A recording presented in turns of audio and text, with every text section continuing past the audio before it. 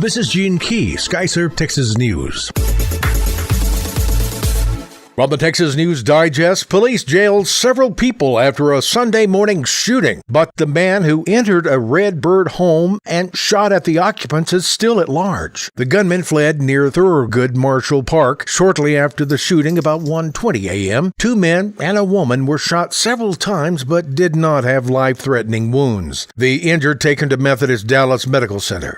A Dallas police officer is in critical condition after a car hit him Sunday morning. The officer, a 2-year veteran of the Dallas Police Department, was hit about 6:30 a.m. Police were responding to a possible hit-and-run shut down the lane on Interstate 20. Witnesses said a car drove around a squad car with its emergency lights on and onto the right emergency shoulder. When the driver drove back onto the roadway, he struck the officer who was standing in the far right lane. The officer was taken to Methodist Dallas Medical Center in critical condition but is improving, police say. The 57-year-old driver will face a charge of aggravated assault with a motor vehicle. From the Texas Death Row File, for the second time this month, the Texas Court of Criminal Appeals has halted an execution days before it was set to proceed. 42 years old Kwame Rockwell was set for execution Wednesday. In a late appeal, his lawyer asked the High Court to stop his execution, claiming he was incompetent for the punishment due to his schizophrenia. To be executed, an inmate must be able to understand his death is imminent and link it to the murder in which he was convicted.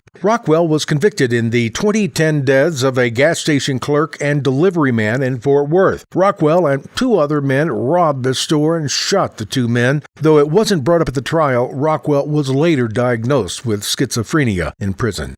From a fool for a client file, a Texas man who chose to represent himself in a 2-week trial on a charge of aggravated kidnapping with a deadly weapon was sentenced to life in prison. 36 years old Tutankhamun Holt of Kempner told his standby attorney, Michael White, that he was winning the case while White kept telling him how bad it was going. It took the jury less than 20 minutes, October the 11th, to come to a unanimous decision. White said, quoting an old legal saying, he had a fool for a client. He represented himself. Holt must spend 30 years in prison before he's eligible for parole. The charge resulted when Holt helped the non-custodial mother of a 7-year-old child take the child by force from her custodial parent in November 2016. The child was found safe and unharmed the next day.